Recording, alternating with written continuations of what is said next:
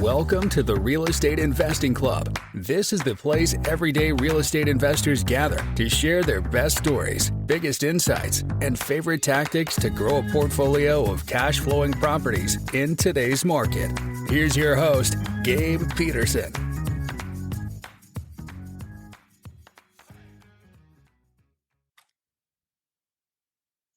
All right. Welcome back to another episode of the Real Estate Investing Club. I hope you guys are having a great week, whatever day it is for you. As always, it is Friday here on the show. So we're bringing that Good Friday energy to you guys. Today is a good day because we have Dawson Skorczewski with us. Got that last name. Yeah. Dawson is from Sioux Empire Home Buyers out there in South Dakota. Yep. Sioux Falls, South Dakota. Sioux Falls, South Dakota. Yeah. Dawson does flips. He does wholesales. So it should be a good episode. He did 600,000 at the age of 21. So if you guys are interested in the wholesale game, this is the episode to listen to. Dawson, thank you for showing up. Oh, of course. Likewise. Happy to be here. Absolutely. I told you before we get on here, we always like to hear stories. We like to hear how people got to where they are. It sounds like your real estate story is relatively fresh, so this should be a good one to jump into. Why don't you take us to the beginning and tell us how you got here? Yeah, I mean, of course, I could go as deep as I wanted to here, but I'll keep it short enough so people don't get bored here. And so with kind of the how I started, so I was going into college, about 18 years old, and I started. Okay, I have a couple months before I start school, and I played baseball, and so I was going to play college baseball at the time, and I had about a month or two, and I was like, okay, how can I make some extra money without getting a job? It just won't work with the time period to actually get hired by anybody. So I'm like, okay, let me start flipping couches. Came across flipping couches kind of in the Ryan Pineda world of things, right? I don't know if you've heard of that concept. So basically what I did was I would go on Facebook, and specifically the niche of sectional couches, as crazy as that sounds. I would go and grab them from people who were moving out, who were just getting new furniture, or anything like that for free most of the time, because they were in the intention of, I just don't care about this. I'd rather just have somebody take it out of my house for free. I don't have to go to the dump or anything. Perfect. So I'd come by, take it, and I put it in my loving parents' garage, which they love that all the time. And so I would put them in my garage, and I grabbed maybe 1, 2, 3 at a time per weekend, and I would sell them for anywhere from $400 to $500. And so it was a pretty crazy niche. And so did pretty well for the first couple months. Did that, and then while I got into school, because I ended up going. Basically what happened there was I started doing couch flips virtually. So I was going to college about an hour and a half south of where I was from, but I had all the connections in town. And so I was doing it in class. I was on my phone on Facebook and constantly. I was never paying attention really, which I probably should have been. But so that's kind of my start with how I got started in the entrepreneurial world. I sold my first couch, and I'm like, wow, that was like crazy. I made $130. That was insane. Then I, fast forward a few months, I was like, this is great. I'm obsessed with this whole idea of how I want to scale something into making a lot of money kind of this way. Came across wholesaling real estate, right? A lot of kids my age nowadays, they come across it with the Tik Tok, the Instagram, and things like that. So I came across it kind of in the social media way, like a lot of kids my age, but started doing that. And essentially what I did right away was, so I was living in a dorm room at the time, and I'd use probably 1 or 2 hours a day where I was calling off a automatic dialer every day. And so eventually got my first deal, out of my dorm room, JV'd it with a guy in town here in Sioux Falls, another wholesaler that still do business with the guy today. But he was a very nice guy, was able to JV with me and got my first deal. And at that point I was hooked. So that's kind of the idea, because I did the couch flipping, and I'm like, how can I scale this bigger, where wholesaling is essentially the same idea, just a lot higher ticket. So that's kind of the story of how we got into it. Nice, man. So you got your first deal. It sounds like you were using a dialer. You did it yourself. So you were cold calling these deals. Yep. So I first started obviously doing the hand dialing, and I chose cold calling because at the time I was like, well, here's the deal. I'm not a big fish. I'm going to catch these people hopefully at the right time. That's kind of what I had on my side, right? I can't do the pre-foreclosures because I'm not in town. It's going to be a lot harder to do that because you have to be more intimate with that side of things. And I don't have a lot of money. I had the couch money, but I was being very conservative with it. So I'm like, cold calling right now is my cheapest and best option I can go with. started hand dialing and quickly figured out that sometimes people don't answer the phone. So once you figure that out, you're like, okay, I need to figure out how we can do a lot more of these, because dialing phone numbers and waiting for people to answer is just not. But with my 1 hour I had or 2 hours I had per day, it's just not going to get us anywhere. So it's when I kind of came across the dialer and started doing that, and that really maximized my time. So, yeah. So you were using something like Mojo Dialer or Batch Dialer or something like that? Yeah, I was using Batch Dialer at the time. Yeah. Yeah, that's what we've had our VAs use is Batch. I still haven't figured it out myself, but I know it does work, and people do tend to like it. Yep. So you're using the dialer. How'd you get the lists? So I would just pull them off of your average prop stream list. So I had enough, like I said, I had a decent amount of money saved up. So I invested that mostly into data, which I'm glad I did that now, looking back. But yeah. That usually does. Wholesaling, I always tend to have people, when people ask how to get into real estate, wholesaling is the first thing that tends to come to mind to people, because it does. I mean, nothing is free in real estate. I do want to stress that. It's whatever. If you guys ever watch something on social media and it says you can get into real estate with zero money, that is virtually never going to happen. You do need to spend money, especially on marketing. There are things that you do need to spend money on, but you can get into it very cheaply. And wholesaling is the one, because you can spend your time calling people. And so these it sounds like you had a little bit of money. You spent it mostly on the data, finding good lists to buy. What were you focused on when you were, in terms of the data, what were you focused on pulling? For me, obviously, right away as a beginner, I mean, you're going to pull the absentee owners. You're going to pull, maybe, it was mostly absentee owners at the time. But then, you dabble into the owner occupieds if they've owned it for long enough, and then the probate list and stuff like that. That's also something to think about too. So, okay, cool. And you mentioned that this is a business that you originally got into because you wanted to scale it. Picking up a phone, dialing yourself is not scalable. No. You do have to go to the next step if you do want to make a little bit more money. So you did 600,000. Was that net income for wholesales at 21? Yep. That was net with our company. So it's just me and one other business partner that we do it with. I basically handle all the marketing, acquisitions, and my other partner, he manages all the flips that we have currently, and as well as dispoing deals at the moment. So. Very cool. So take us through your operations now. How are you guys getting your deals, and what do you do with them once you get them? Yeah, absolutely. I mean, we run a very lean operation, and we spend probably close to around $3,000 a month, which is very compared to what I've heard from other real estate investors is pretty lean. So basically, kind of how the marketing system funnels. And so I started out with the cold calling with the dialer, eventually scaled into hiring virtual assistants to then to dial that all day. So I have 2 virtual assistants as well who cold call all day and have done very well for me. They've been with me ever since, the first 2 I ever hired, and they're doing very well. So, which is pretty lucky. Yeah. So it's I consider myself lucky on that part. But then went into that. So I'm like, okay, we have the outsourcing. I'm getting into the pre-foreclosure game and things like that. But I was like, how can I get inbound leads for cheaper, right? And so that's a tough thing to ask, right? I mean, inbound leads can be very expensive. I mean, upwards to $500 to $1,000 a lead, depending on how competitive the area, right? And so that's when I came across organic SEO. So essentially, I don't know how familiar you are with organic SEO and other people who use it, but I know that's one of our biggest marketing sources, as crazy as it sounds, because we ranked our website pretty high. I did it myself just because I had more time than money, right? So went ahead and ranked our website ourselves that we pay less than $100 a month for on Carrot, and it's pretty much crushed ever since. We do a lot of deals with that. So that's one of our favorite marketing methods, probably my favorite of all time, just because the cost per lead is pennies on the dollar with the return. I mean, we'll probably do 25% of our 30% of our revenue just from organic SEO. So that's our big one. Cold calling as well with VAs.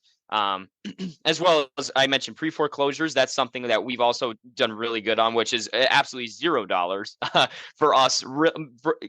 Obviously there's costs once you get down the road for title and stuff when you actually do close deals, but free to get that data because we did get in with a law office, the foreclosure attorneys that do most of the sheriff sales here in our couple counties that we live in. And so got in with them and got a list, basically an updated list that we have that gives us pretty much a month head start for before it goes public. So we do have that as well. And also we do have other sources that we can, with court cases, filings, that's a whole nother rabbit hole to get a hold of that data. But once you do have the ability to get data of people who are going into foreclosure before everyone else, it's a game changer. And I think on top of that too, to keep that in mind for especially anyone who's looking to maybe get into pre-foreclosures, it's not the same as getting a motivated seller off a cold call or website. Because these people who are in foreclosure, they're not necessarily motivated to sell. That's one thing you got to keep in mind, is because a lot of these people who go into pre-foreclosure, they're going to these people. I'll give you an all cash offer. You can sell your property super fast, can make it easy. They don't want to. There's a reason they're that deep in the hole. And so you have to approach them with the idea of like, here's the deal. I'm not here. Like, obviously we buy properties, right? But here's the deal. I don't, whatever you want. If you want to stay in the property, let's figure out any way we can keep you in the property. And I mean, as crazy as it sounds, more times than not, they can't, because they can't get approved for a loan modification, or they're like, I don't really want to rent out rooms in my house. I can't get money from family members to pay off the arrears that I need to catch myself up. So eventually you kind of guide them through the process. Like, here, I'm going to help you keep the property, but worst case, we'll just go ahead, we'll buy it. Right. And that's kind of how we are so successful with it, because we don't approach them like they need us, because they don't want to talk to us at the end of the day. So that's a big another thing too for pre-foreclosures. And then lastly, another big one, which is crazy, with all the deals that we do, approaching the 80, 90 deal mark, this for the end of December so far locked in, each one of our wholesale deals, each one of our flips, we put a big bright yellow bandit sign that says "I buy houses," and in black letters with a phone number, no logo, no anything, very ugly, right? We get calls all the time, and we'll probably do 5, 10, 15 deals just from that this year, just from bandit signs. And putting them in the front yards is a benefit, especially if you have a good relationship with cash buyers, and also your own flips, because the city can't go and take it. You can put whatever sign you want in your yard. It's not sticking it on the corner of a stoplight that'll get taken in 2 days, right? So that's kind of how we approach that. And those pretty much are our big four that we do that gets us to that point in such a lean cost per month.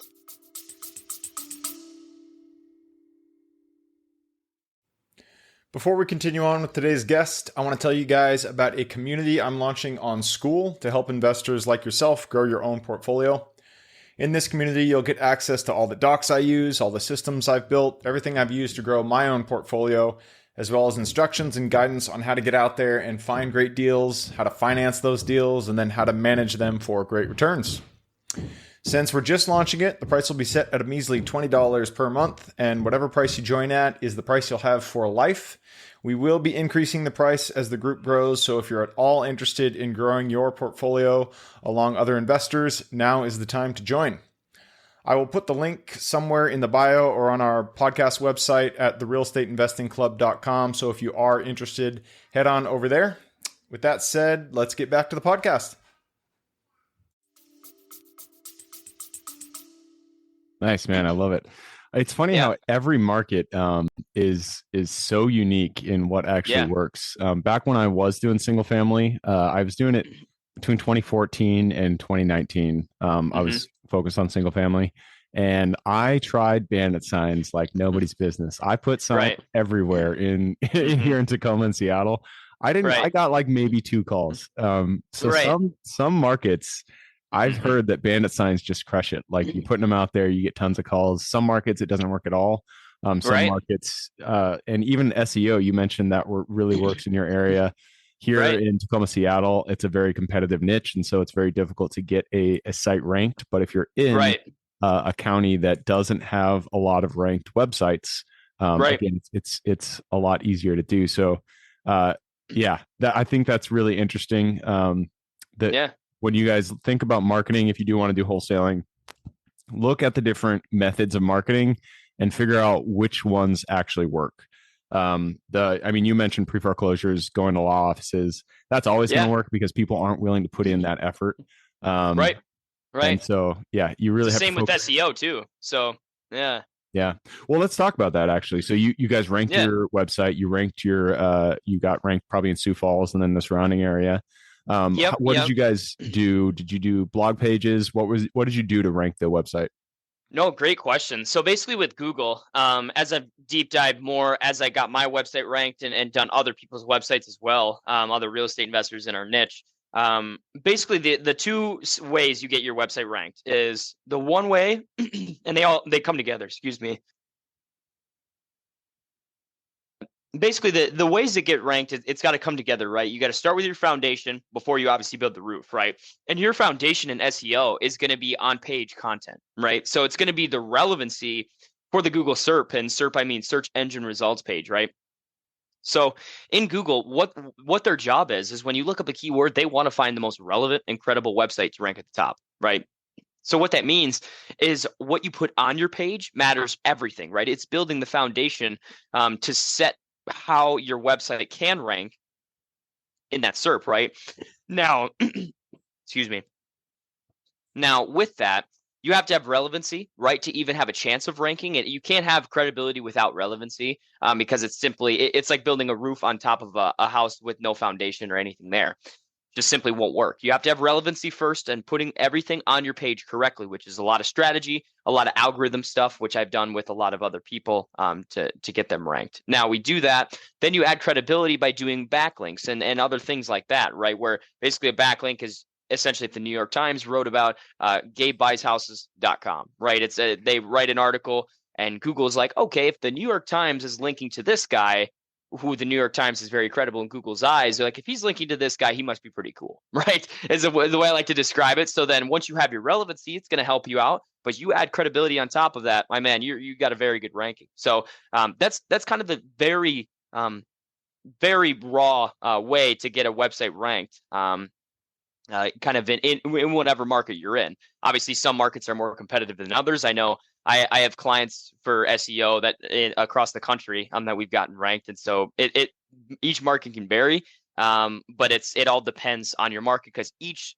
keyword is different, right? So if I look up "sell my house fast Sioux Falls" versus "sell my house fast Seattle," it's a whole different ball game, right? And you have to just see what your competition's doing, and that's the best way to do it is see what your competition's done. How many backlinks do they have? How many words do they have? Very basic stats, and be like, just match that and maybe do a little bit better than them. And that's all you got to do with SEO, really. So yeah, you just got to get on that first page. Exactly. So let's talk about dispo. You get your deals. That was how you got your deals. Let's talk about how you disposition them once you do have them under contract. You mentioned you guys do flips and wholesales. Starting with wholesales, what's the process you take to get those moved? No, that's a great question. So luckily, being in such a niche area of maybe our metro market, probably 275,000 people, maybe 300,000, and so it's something where with such a smaller metro market like that, we have a lot more, I should say, connections and more access to people, right? And so it's one of those things where we honestly, we do a lot of deals every year for wholesale and flips, but our wholesales, we have a buyer's list of over 300. But we use mostly the same 5 guys for every deal, right? And I've noticed that, especially being in the local space, it's very easy to dispo a deal once you do get a good one. That's the easiest part, is dispoing a deal locally, right? And so basically what we'll do is we trust these guys so much and they trust us so much that we'll even most of the time bring them on, one of them on an appointment, depending on what type of deal it is, because those 5 are each different. They like to buy different things. So we'll bring them on appointments with us and kind of get their feedback. That way we can make a deal. And we're lucky to have that with the cash buyers that we have. But it definitely helps out quite a bit, especially in a market size like this for buyers wanting to do that with you and work with you. So yeah. And that's pretty much true in any market you go to. There's gonna be big players who will buy sometimes if you get them under contract at a certain price, they'll buy it sight unseen. And so if you can find those ones that are real players, they're out there to get a deal done. You can just do multiple deals with them. So you just mentioned you walk the property with your buyers sometime, which means that you guys are the ones out there doing the site visits. Are you personally going out there walking these properties? Is anything virtually done? How do you go about, once you have the property on a contract, how do you go about doing your DD? No, great question. So my business partner, obviously, he handles all the dispo and managing the flips and everything like that.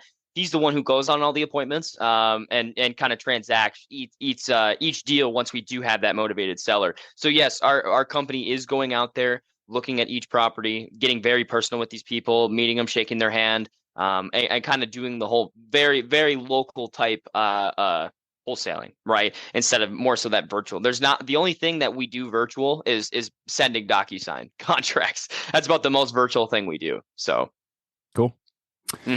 All right, before we move it on, I do want to talk about the future for you. Yeah. The next 2 to 3 years, what do you guys see for your company, and how do you want it to evolve? Yeah, absolutely. No, great question. So basically with our business in Sioux Falls, right? It's a smaller metro area. It's something that we have dialed in our market and everything with our marketing sources for kind of where we want it to be. And we find it a little difficult if we were to replicate what we do here in somewhere else. So the question was, okay, do we scale this and try to get it in another market, try to get somebody boots on the ground, classic style like that? Or with the SEO information that we learned, do we take that and maybe do SEO for other real estate investors to scale that way and just stay here as far as the real estate investing side? So next 2 to 3 years, we ended up deciding just because of scalability reasons to go that SEO route and do SEO for other real estate investors, as we do have a lot of connections across the country for other people that are the same as us, right? Just like yourself, Gabe. And so it's that's kind of our next step here in the next 2 to 3 years. Is we have roughly 3 handfuls of clients right now across the country: Oklahoma City, San Antonio, and bigger cities like that. So that's kind of our next step here in the next few years as we see it. So very cool. Yeah. All right, I'm gonna take that opportunity to push us into the quick question round. Are you ready? Yeah. Let's do it. It starts with education. It could be any form: books, movies, conferences, whatever.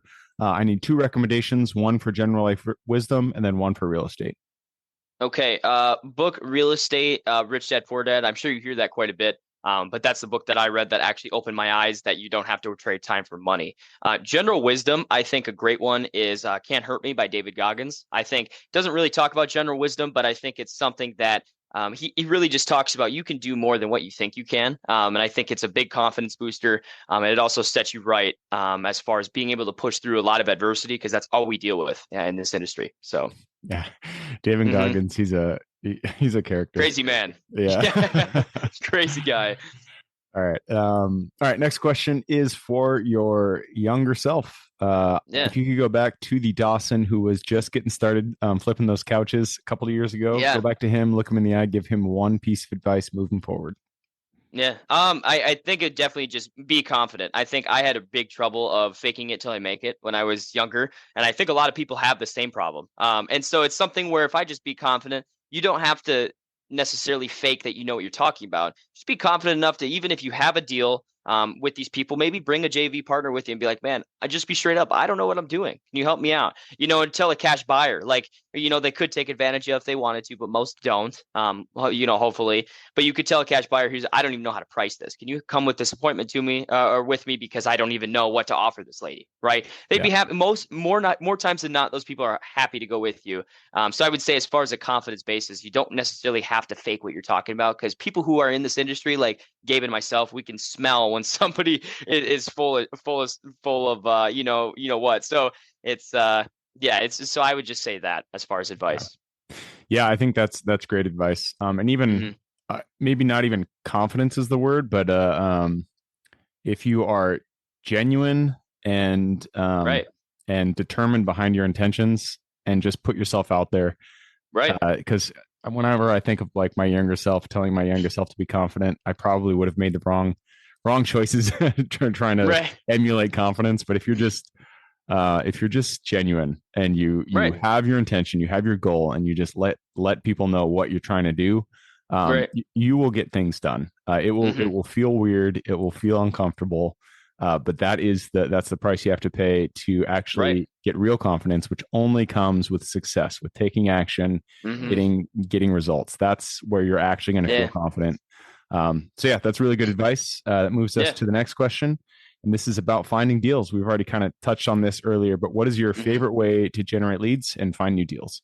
Yeah, I mean, for me, it's organic SEO without a doubt. It just depends kind of where you're at in your business, right? If it was me as a beginner, if you were starting today, I would definitely say pre-foreclosures. It'd just be a matter of getting the data. And you got to put a lot of time and sweat equity into those type of deals. Yes, it is free, but it takes a lot more time. And more than what you'd get out of it, right? So that's what I'd recommend right away, is to start with pre-foreclosures if you're a beginner. Now, if you have the pre-foreclosures down, you have some marketing sources, you have the cold calling, you have other things like that. Organic SEO is without a doubt the best way to get inbound leads, in my opinion, just because of the cost per lead, right? You do pay per lead, you do the YouTube ads, the Facebook ads.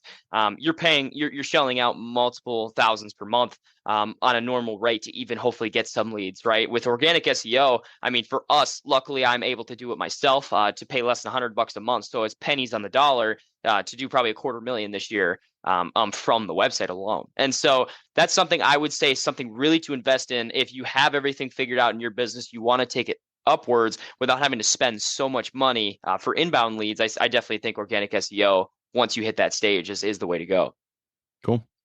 Mm-hmm. All right. Next question is about lessons learned. Not every deal we get into goes the way we expect it. In fact, a lot of times things go sideways, but we get to learn a lesson in those opportunities. So what was the deal that went a little sideways for you? And then what was the lesson you pulled from it? Yeah, actually, I mean, this is one that, crazy enough, was even though as we've been in it for a few years now, it has been was quite recently, a few months ago. It was a house that we ventured out into higher price ranges, right? So it's more of, I wouldn't say luxury, but mid luxury of a flip. And it's something where I think with that deal, I would just highly recommend for a lot of people is sometimes to stand your ground, right? As wholesalers and flippers, we want to help these sellers out. We want to do things right in good intentions to help them out to get a deal done as well in the long run. But sometimes when you have sellers who are asking you to move a mountain, sometimes you have to be like, no, you got to learn how to say no sometimes. And I think in this one, we just went too deep by saying yes to too many things, to be honest. And so it's a lesson that we learned a few months recently. So that's a fresh one. But yeah, I would definitely say no one to say no, simply. Yeah. You do have to have your boundaries in deals, especially with price. And right. Sometimes sellers, especially on the commercial side, they'll try to spin things in a light that isn't always accurate. And so you just have to understand your underwriting and stick to it. And don't, it's a game of chicken. Sometimes you just got to stick to your ground and let things play out. You got a lesson to learn too. And of course for us, it was a great lesson because it's the first time we've ever dabbled into like those higher price ranges, right? So you got to learn somehow, but there you go.